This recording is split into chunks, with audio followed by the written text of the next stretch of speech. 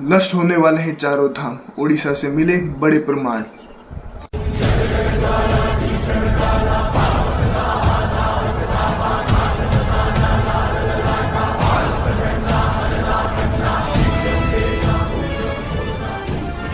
तो जय श्री राम दोस्तों, तो आज हम लोग बात करने वाले हैं चार धाम के बारे में। आपको पता ही होगा चार धाम में कौन सी बात करूँ क्या, क्योंकि नॉर्थ साइड में चार धाम अलग बिलीव करते हैं और जो साउथ का एरिया वहाँ पे जो एक्चुअल चार धाम है वो अलग हैं। पहले आपको मैं बता दूँ चार धाम हैं कौन कौन से। तो पहला हो गया बद्रीनाथ धाम, दूसरा रामेश्वरम, तीसरा जगन्नाथ और चौथा द्वारिका धाम। और इन्हीं चारों धाम के बारे में आज हम बात करने वाले हैं। मालिका में इसको लेके बड़े प्रमाण हैं और उड़ीसा से कई सारी ऐसे संकेत भी निकल के आए हैं। खैर, मुद्दे पे आने से पहले अपन बात करते हैं आज रामनवमी के बारे में। आप सभी को रामनवमी की बहुत बहुत शुभकामनाएं। आज कई जगहों पे रैलियाँ वगैरह भी आयोजित होने वाली है, तो उसमें भी बढ़ चढ़ कर भाग लें और हो सके तो प्रभु श्री राम के आदर्शों पे चले, उनके जीवन को पढ़ें, अगर अभी तक नहीं पढ़ा है तो समझें, और बाकी सारी चीज़ें भी। और कई सारी मिथ्या भी फैल रखी हैं भगवान श्री राम के बारे में, उसके ऊपर कभी हम एक अलग वीडियो जरूर से करेंगे कुछ एक्सपर्ट के साथ, ताकि वो सारी भी क्लियर हो सके और एक सही जो चरित्र चित्रण है भगवान श्री राम का वो हर एक इंसान तक पहुँच सके। खैर, तो सबसे पहले कमेंट में एक बार जय श्री राम जरूर से लिख देना। तो अपन फिर से आते हैं अपने टॉपिक के बारे में। तो आज हम बात करने वाले हैं चारों धाम के बारे में। आपको बता दूं कि चारों धाम नष्ट होने वाले हैं, ऐसे प्रमाण मिलते हैं भविष्य मालिका से। अब इसको लॉजिकली भी अपन समझते हैं कि आखिर ऐसा क्यों होना जरूरी है या फिर क्यों होगा।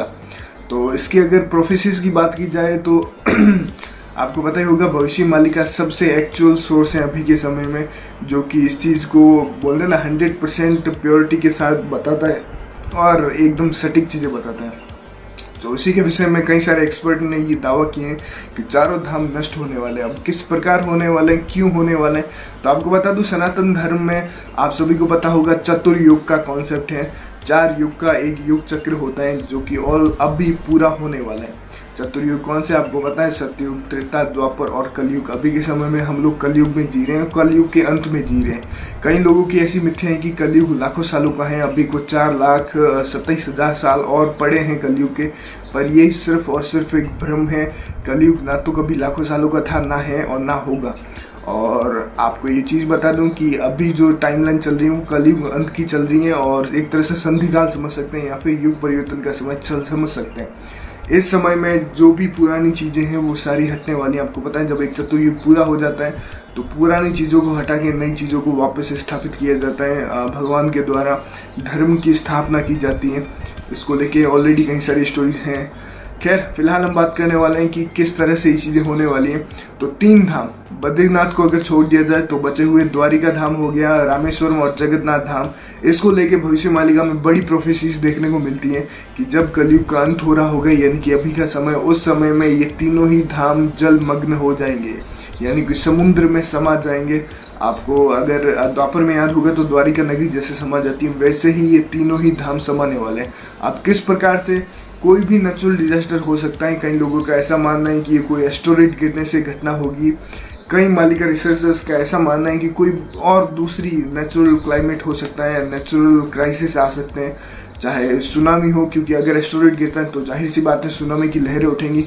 बताया जाता है कि 300-300 फीट ऊपर तक पानी आ जाएगा। और जगन्नाथ के विषय में तो ये भी भविष्यवाणी है कि जब सुनामी की लहरें उठेंगी कलयुग के अंत में, तब वो लहरें जो चक्र बना हुआ है जगन्नाथपुरी के ऊपर, आपने देखा ही होगा तस्वीरों में, उसके ऊपर से निकलेंगी इतनी बड़ी लहरें। तो आप समझ सकते हैं कि कितनी डराने वाली प्रोफेसीज हैं। हालांकि इस चीज़ को डर के ना लें, क्योंकि आपको मैं बता दूं कि अभी हम जैसे समय में जी रहे हैं, आप पूरे दुनिया में देखिए, कोई भी एक मंदिर ऐसा देखिए जो कि सतयुग से भी पहले का हो। हालांकि सतयुग तक भी ढूंढना बहुत मुश्किल है, पर फिर भी आप कोई भी एक मंदिर ढूंढिए जो कि सतयुग से पहले का हो, यानी कि पुराने कलयुग का हो, पुराने त्रेता, उससे पहले के द्वापर का हो। ऐसा कुछ भी आपको नहीं मिलेगा, क्योंकि जब भी चतुर्युग का साइकिल ये पूरा होता है तो एक तरह से पूरी पृथ्वी को सफाई की जाती है और फिर से इसको इस्टेब्लिश किया जाता है, एक तरह से संतुलन वापस से बनाया जाता है। और अभी अगर आप लोग मंदिरों के हाल देखेंगे, मैं सिर्फ 4 धाम के बारे में बात नहीं कर रहा, जितने भी मंदिर हैं भारत में, मेन स्ट्रीम मंदिर हैं, चाहे उज्जैन में चले जाइए आप, वाराणसी में, सभी का एक तरह से बोलते हैं ना टूरिस्ट अट्रैक्शन बनाया जा रहा है। आपको मंदिरों का जो महत्व कभी रहा होगा वो तो अभी पूरी तरह से खत्म हो चुका है। इससे तो आप लोग भी एग्री करेंगे, और मैं तो खुद आंखों से देख के आया हूँ कि वाकई में इनका अब कोई मतलब नहीं। मैं उज्जैन में गया था, उसका मैंने स्टोरी पूरा आपके साथ शेयर भी किया था। अगर आपने नहीं देखा है तो चैनल पे काफ़ी पहले मैंने अपलोड किया था। मतलब सिर्फ और सिर्फ ये बिजनेस बना रखा है लोगों को, बस टूरिस्ट अट्रैक्शन चाहिए ताकि विदेशी लोग आए और भर भर के पैसा चढ़ाए। वही चीज़ है जो वास्तविक महत्व था, जो भक्ति, जो साधना, जो तपस्या का कॉन्सेप्ट था, वो कहीं पे है ही नहीं आज के समय में। और ये चीज़ हमसे ज़्यादा भगवान को पता है, जाहिर सी बात है। तो इस सतयुग के अंत में ये मंदिर भी खत्म होने वाले हैं।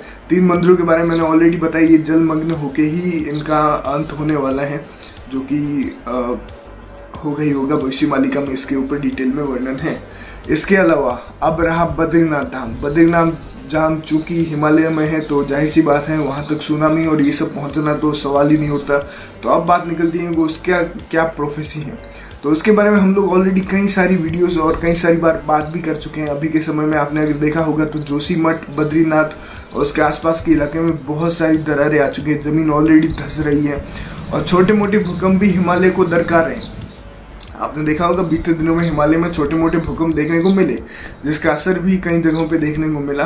पर प्रोफेसी के अनुसार जो बद्रीनाथ धाम है वो पूरा जमीन में दमा जाएगा या फिर अपनी जगह से गायब हो जाएगा और भविष्य बद्री का उदय, ऐसा प्रोफेसी है। आप लोगों ने सुन रखा होगा, जिसके विषय में नरसिंह भगवान की मूर्ति का भी कॉन्सेप्ट है और बाकी सारी चीज़ें भी। तो ये जो प्रोफेसी है यही सही साबित करेगी, क्योंकि चाहे आप साइंटिस्ट में बिलीव करते हो, चाहे एस्ट्रोलॉजर्स में, चाहे प्रोफेसीज में, ये सभी दावा कर रही हैं कि हिमालय में आने वाले समय में, आने वाले कुछ महीनों में एक बड़ा भूकंप आने वाला है। और अगर ये भूकंप का केंद्र उसके आसपास रहता है तो जाहिर सी बात है वो पूरा ज़मीन में समा जाएगा और वो जगह नष्ट हो जाएगी। क्योंकि मैंने जैसा कि फिर से बोला, मंदिरों को बस एक टूरिस्ट अट्रैक्शन बना दिया गया है। चाहे हमारी गवर्नमेंट हो, चाहे लोग, दोनों ही इस चीज़ से खुश हैं। तो जाहिर सी बात है दोनों हाथ से ताली बज रही है, तो साथ में चल रहे हैं। तो पर भगवान के घर में नहीं चलता ना ये सारी चीज़ें, तो अब उसी तरफ चीज़ें चल रही हैं क्योंकि ओरिजिनल चीज़ खत्म हो रही है। खैर, ये चीज़ डराने वाली नहीं है। ये चीज़ एक तरह से रियल चीज़ें, सही चीज़ हैं और यही चीज़ होगा। क्योंकि जैसे कि मैंने बोला, पिछले कलयुग की कुछ भी आपको पता नहीं होगा क्या रहा है क्या नहीं रहा है। तो वैसे भी नई चीज़ें अपने आप स्थापित होगी समय के साथ में, नई युग से प्रारंभ होगी। तो बाकी आप लोगों को क्या सोचना है इस बारे में, आप लोग कमेंट में बता सकते हैं। और ज़्यादा जानकारी के लिए आप लोग टेलीग्राम ग्रुप में भी जुड़ सकते हैं, वहाँ पे आपको बहुत सारी न्यूज़ मिल जाएगी। इसके अलावा अभी अपन लोग ट्विटर पर भी आ चुके हैं, तो डिस्क्रिप्शन में लिंक मिल जाएगा। अगर आप लोग ट्विटर पर हैं, ट्विटर यूज़ करते हैं, तो जरूर से फॉलो कर लीजिए वहाँ पे भी। तो मिलते हैं नेक्स्ट वीडियो में। हरे कृष्णा दोस्तों, जय श्री राम दोस्तों।